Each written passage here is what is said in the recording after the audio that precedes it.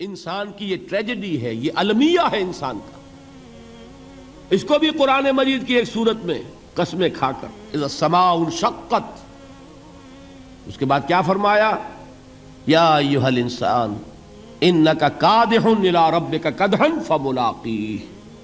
اے انسان، تیرا المیہ، تیری ٹریجڈی اس سے کہیں بڑھ کر ہے. تجھے صدمے پر صدمے جھیلتے ہوئے، مشقت پر مشقت برداشت کرتے ہوئے ایک روز اپنے رب کے حضور میں بھی کھڑا ہونا ہے، جواب دہی بھی کرنی ہے. اس دن کے حساب سے، اس دن کے احساس سے جو بڑے بڑے ہماری امت کے عظیم جو گلے سرسبد ہیں، ان کا یہ حال آپ نے پڑھا ہوگا. حضرت ابوبکر صدیق رضی اللہ تعالی عنہ وہ ایک عجیب کیف کے عالم میں فرمایا کرتے تھے، کاش میں درختوں پر چہچہاتی ہوئی چڑیا ہوتا جس سے حساب کتاب نہیں ہوگا. کاش کہ میں گھاس کا تنکا ہوتا جو آج ہے اور کل آگ میں جلا دیا جاتا ہے، ختم ہو جاتا، اس سے محاسبہ کوئی نہیں. وہ جس کے احساس سے کہ حضرت عمر جو ہیں اپنے انتقال کے وقت سخت بے چین تھے. ان کے بیٹے حضرت عبداللہ ابن عمر رضی اللہ تعالی عنہما نے ان کا سر جو ہے وہ اپنے زانوں پر رکھ لیا تو کہا نیچے ڈال دو. ایک عجیب بے کلی اور بے چینی. انہوں نے کہا ابا جان آپ کیوں پریشان ہیں؟ آپ تو عشرہ مبشرہ میں سے ہیں، آپ کو تو اللہ تعالیٰ نے جنت کی بشارت حضور کے ذریعے سے اس دنیا میں دی. حضرت عمر فرماتے ہیں کہ خدا کی قسم اگر قیامت کے دن عمر برابر سرابر پر چھوٹ گیا تو بہت بڑی کامیابی تصور کرے. یہ احساس جن کو ہوتا ہے. حضرت علی کا حال کیا ہوتا ہے؟ ابھی جو آپ نے حافظ صاحب سے سنا، یہ حضرت علی کا معاملہ ہے کہ ایک تیر پیوست ہو گیا تھا، کسی طرح نکل نہیں رہا تھا. حضرت علی نے فرمایا کہ اچھا چھوڑو مجھے، میں نماز کی نیت باندھتا ہوں. نماز کی نیت پڑھتے تھے تو لرزتے تھے، کانپتے تھے.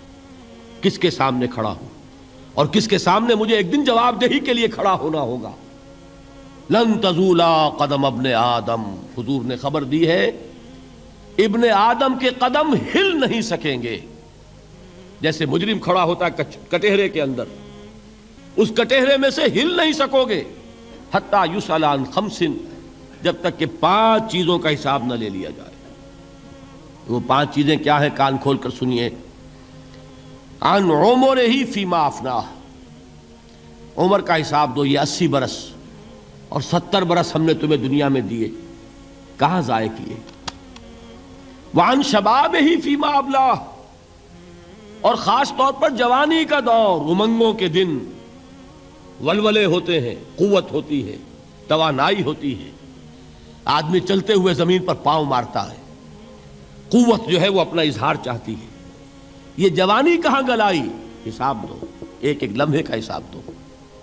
وَعَن مَالِهِ مِنْ أَيْنَ اكْتَسَبَهُ وَفِيمَا أَنْفَقَهُ، ایک ایک پائی کا حساب دو. مال کا کہاں سے کمایا تھا، حلال سے کہ حرام سے، اور کہاں خرچ کیا تھا، گل چھروں میں، عیاشیوں میں، یا نیکی کے کاموں میں، ادائے حقوق میں، اللہ کے دین کے لیے.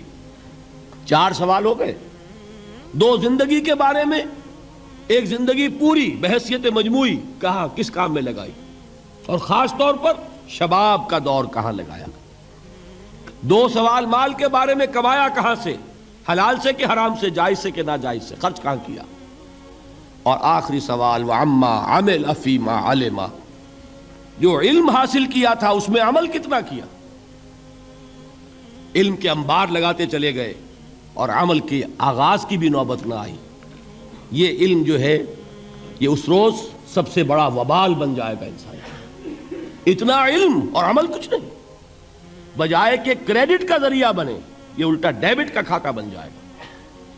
یہ جواب دہی کا احساس ہے کہ جس کی وجہ سے انسان کی ٹریجڈی جو ہے وہ دوہری ہے. کوئی حیوان اتنے بوجھ تلے نہیں، مشقت کی، محنت کی، اس زندگی میں ختم ہوئے، اس کے بعد کوئی محاسبہ نہیں.